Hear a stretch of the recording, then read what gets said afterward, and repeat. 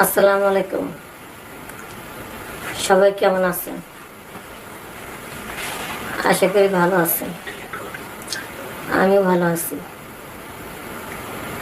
আমি আজকে আপনাদেরকে যে গল্পটা শোনাবো সেটা কোনো সিনেমার গল্প না, বা এটা কোনো নাটকের গল্প না। এটা আমার জীবনে ঘটে যাওয়ার একটি ঘটনা আপনাদের সাথে শেয়ার করতে চাই। আমি একজন স্কুলের ছাত্রী। আমার ছোটবেলা থেকেই শখ যে সময় মূল্য দেওয়া শিখি, বা সময় থাকতে আমার যে কোনো কাজ শেখার খুব শখ।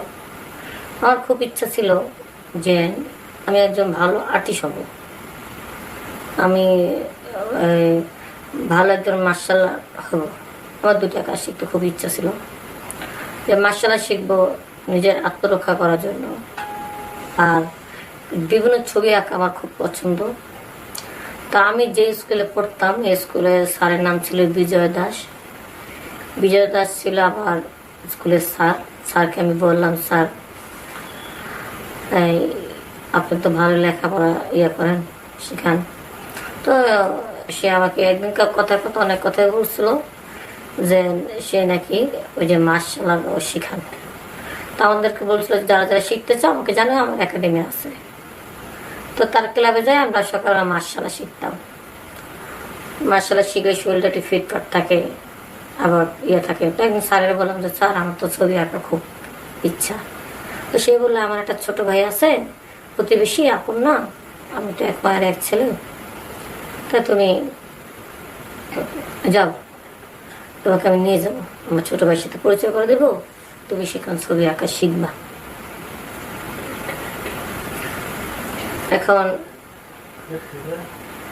ওই ছোট ভাইয়ের কাছে নিয়ে গেছে,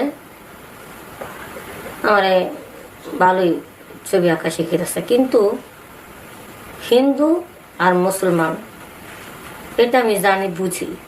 কিন্তু আমি তো মুসলমান, আমাদের যে কোরআন শরীফ আছে, নামাজ আছে, এই সম্পর্কে বুঝতাম। কিন্তু হিন্দু মানুষ অন্য জাত সেটা বুঝতাম। কিন্তু তখন তো আমি একটু ছোট, কারণ হিন্দুদের সাথে আমার চলাচলতি নাই। ওরা যে মাটির মূর্তি ঠুর্তি এগুলি যে ওরা পূজা করে, এই ব্যাপারে আমার তেমন একটা অভিজ্ঞতা নাই। কারণ অনেক আগের কথা তো, তখন তো তেমন আমরা একটা মোবাইলও দেখতাম না, ইন্টারনেটও চালাতাম না। তো যাই হোক, এখন তার সাথে আর কি একটা ভালো সম্পর্ক। আমার বয়স তখন 12-13 বছর হবে। এখন তাদের বাসা যাই, আমি যাই পরে অনেক সুন্দর একটা প্যাকেট করা একটা পুতুল, ছোট্ট একটা পুতুল এই সাইডে। তো পুতুলটা তাদের থাকের তাক, বিল্ডিং ঘর তো তাক থাকে, পাতিল হাড়ি কিছু থলে তাকের উপরে রয়েছে। তখন ছবি আঁকতে আঁকতে হঠাৎ করে না পুতুলটার দিকে আমার নজর গেছে গা। তো নজর গেছে মতন, তখন আমি বললাম যে ভাই পুতুলটা আমার দিবেন, আমার খুব পছন্দ হয়েছে। তো এই বললো কি না, ওটা দেওয়া যাবে না। এখন তার সাথে কিন্তু আমার অনেকদিন ধরে সম্পর্ক। যে রুমে আমার বয়স আমি আট করে চলে যাই, কিন্তু আমরা যে স্যারের সাথে আমরা লেখাপড়া শিখছি, স্যার যে হিন্দু মানুষ সেটা কিন্তু আমি আগে জানতাম না। এবং তার ছোট ভাই প্রতিবেশী সেটাও জানতাম না। কিন্তু তাদের বাসায় গেছি, বাসায় বলতে তারা যে রুমটা ব্যবহার করে সেই রুমে তো আমার নেয় নেই। কিন্তু যে রুমের ভিতরে সেই আর্টিস্ট করে, রং টং থাকে, বিভিন্ন কাগজপত্র থাকে, বোর্ড থাকে আর্টিস্ট করার মতো, সেই রুমের ভিতরে তো শুধু খালি তার আর্টিস্টের জিনিসপত্র ভরা। আর ছোট একটা তাদের মূর্তি দেখছিলাম, ওটা আমি অতদূর বুঝতে পারিনি, ওটা ছোট দেখছি তো এই জন্য। আর এটা জানতাম যে হিন্দুদের বড় যে মূর্তিগুলা মন্দিরের ভিতরে সাদা রাখে, ওটা তো তাদের একটা দেবী টেবিটা মনে করতাম, কিন্তু ছোটরা মনে করিনি। কারণ আমি যদি ছোটটাও যদি বুঝতাম যে ওইটা হিন্দুদের মূর্তি দেবী, তাহলে তো আমি বুঝতে পারতাম তখনই যে তাহলে মনে আমি হিন্দু বাড়িতে এসেছি, বা তারা মনে হিন্দু। আসলে ওটা দেখে আমি বুঝতে পারি, ওটা মনে করছি তাদের পুতুল, এটা মনে করছি। তো যাই হোক, এইভাবে বেশ সে আমাকে আর্ট করে শিখিতেছে।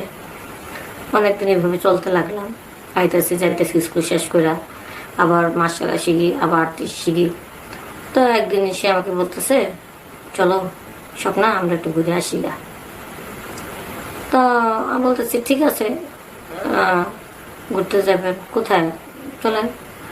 কিন্তু আজকে তাহলে আর্টিস্ট শিখতে পারবো না, কারণ আমার মা জানে যে আমি আর্ট করা শিখি, ছবি আঁকা শিখি। মানুষ ছবি আঁকা শেখার মতন যে সময়টুকু, এই সময়টুকু ঘুরতে হবে, তারপর তো বাসা যেতে হবে। হয় না, তোমাকে নিয়ে আমি একটা লম্বা সময় করব। তুমি বলবা যে মা আমার বান্ধবীর বিয়ে, ওখানে দাওয়াত করছে, আমরা 2-3 দিন থাকবো ওখানে। তো আমি বলছি, কি বলতেছেন, কোথায় থাকবেন? কয় শোনো, এই আমার এখানে রুমের ভিতরে ছাদের উপরে যে রুমটা, সবাই তো জানবে যে তুমি এখানে আসা যাওয়াটা কষ্ট হয়ে যেতেছে, তুমি এখানে থাইকে ছবি আঁকা শিখবা। তো আমি বলছি ঠিক আছে।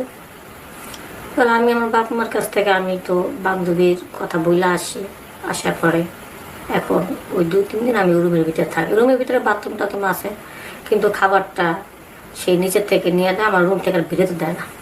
কারণ যেহেতু আমরা ছবি আঁকা শিখতেছি, এটা তার ফ্যামিলির লোকজন বা বাড়ির মানুষ জানে, এটা বাইরে সে আমার বিষয়টা বেরোতে দেয় না। এখন এই যখন সে রাত্রেবেলা আমার সাথে সময় কাটাবে, তখন সে লাইটটা অফ করে দিচ্ছে। তখন আমি বললাম, অন্ধকারে তোমার চেহারা আমি দেখি না, আমার চেহারা তুমি দেখো না, আমার না কেমন যেন একটা ভয় ভয় লাগে। পরে ভয় কিসের, আমি আছি না।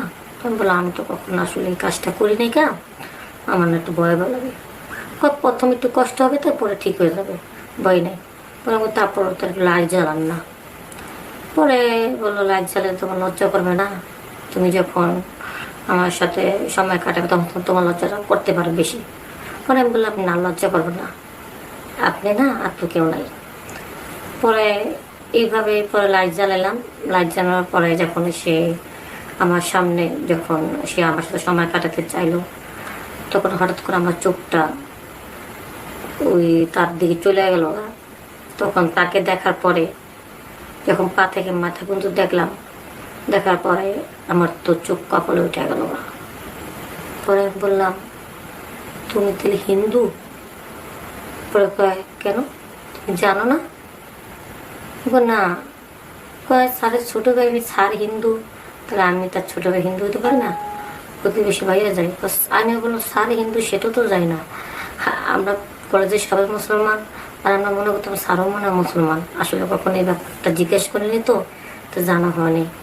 পরে কয়, কেন আমি হিন্দু দেখে কি এখন তুমি আমরা অবহেলা করবা? পরে আমি বললাম যে আসলে মানুষের মন কার সাথে মিশে যায় বলা যায় না, জানো। কিছু কিছু মানুষের চেয়ে পশুরে খুব পছন্দ করে, কুত্তার সাথে মানুষের সময় কাটায়। একটা মেয়ে মানুষ, এমন মেয়ে আছে তার ছেলেদের চেয়ে কুত্তাকে পছন্দ করে, পশুর সাথে সময় কাটায়। তাহলে মনের সাথে মন যদি বইনা যায়, পশুর সাথে সময় কাটাতে পারে, তাহলে তুমি তো হিন্দু, তাতে কি হয়েছে? সবচেয়ে বড় কথা, তুমি একজন মানব, আর আমিও মানুষ। ভালোবাসার সামনে তো আর ধর্ম কিছু হয় না। আসলে তার মন, আমার মন এমন একটা পর্যায়ে গেছে যে সেখানে হিন্দু আর মুসলমানের কোনো ভেদাভেদ নাই। পরে তাকে আমি পছন্দ করে গ্রহণ করে নিলাম। হিন্দু, তাতে কি হচ্ছে? মানে মনে করলাম যে থাক, হিন্দুর সাথে সময় কাটে। আসলে ওই সময় কাটার যার পরে বুঝতে পারছি সে আঁকাটা। এখন তার সাথে আমি সময় কাটাইছি, ভালো লাগলো। এইভাবে সময় কাটাতে কাটাতে অনেক দিন হয়ে গেল। এখন আমার বাপ মা তো অন্য জায়গায় বিয়ে দেব, আমি তো রাজি না। পরে ওই হিন্দু ছেলের খোঁটাতে বলতেছে আমার ভাই, যে তুই রাজি না, এত পাত্র দিতেছে, তোর পছন্দ না, তো অবশ্যই তোর পছন্দ আছে। পরে আমি বলতেছি যে হ্যাঁ আমার পছন্দ আছে। এখন তার কথা বললে কি তোমরা মাইনে নিবা? তো বললো যে সমস্যা নেই, মাইনে নেব। পরে ছেলেও পছন্দ করছে, সব পছন্দ করছে। যখন শুনছি হিন্দু মানুষ, ধাপ করে আমার ভাই বলতেছে, আর কোনো মানুষ পাস নেই, একটা আঁকাটার লগে সংসার করবি? হ্যাঁ, সারা জীবন তোর কুমারী বানা থমু, তোর বিয়ে দিব না, তারপর তোর আঁকাটার সাথে বিয়ে দেবো না। তোর বিয়ে যদি নাও হয়, তারপরে হিন্দু পোলা লাগে তোর বিয়ে দিব না। মানে এত চাপ সৃষ্টি হইল আমার জীবনে। লাস্টে বাধ্য হইয়া চিন্তা করলাম যে আসলে ফ্যামিলি যদি মিল না থাকে, ওই সংসারটা আর করাটা ঠিক হইব না। কারণ এখন বন্ধু হিসাবে আছি, এক ধরনের মায়া জায়গায় গেছে গা। আর যখন বিবাহ ভিতরে যাবো তখন আর এক ধরনের মায়া। পরে এক পর্যায়ে ফ্যামিলি যখন বোঝালো, তখন তার সাথে আমার বন্ধুত্ব সম্পর্ক রয়েছে, কিন্তু বিয়া বসিয়ে নি কেন। তা বন্ধুরা, আমাদের সমাজে কিছু ছেলে মেয়েরা আছে এরকম ভুল করে। ভালোবাসো, সমস্যা নাই, সব ধর্মই ভালো, সেটাও সমস্যা নেই। কিন্তু তুমি যদি মুসলমান হও, মুসলমানের সাথে সম্পর্ক করো। তুমি যদি হিন্দু হও, হিন্দুর সাথে সম্পর্ক করো। কারণ তোমাদের মনের সাথে হয়তো মন বনে যাবে, দুই ধর্মের লোক হও, কিন্তু পুরো পরিবারটা বনবে না। এই জন্য ধর্ম দেখো, বুঝে শুনে তোমরা সম্পর্ক করো। এক ধর্মের লোক আর ধর্মের লোকের সাথে তোমরা এমন কোনো কাজ করো না যেখানে বিয়ে দরকার পড়ে। বন্ধুত্ব করো, কিন্তু বিয়ে বাসা লাগবে, জীবন সঙ্গী হিসাবে সারা জীবন থাকতে হবে, এরকম কোনো সিদ্ধান্ত নিও না। তো বন্ধুরা, আমি যে ভুল করেছি এরকম ভুল তোমরা করো না। সবাই ভালো থাকবা, সুস্থ থাকবা। আসসালামু আলাইকুম।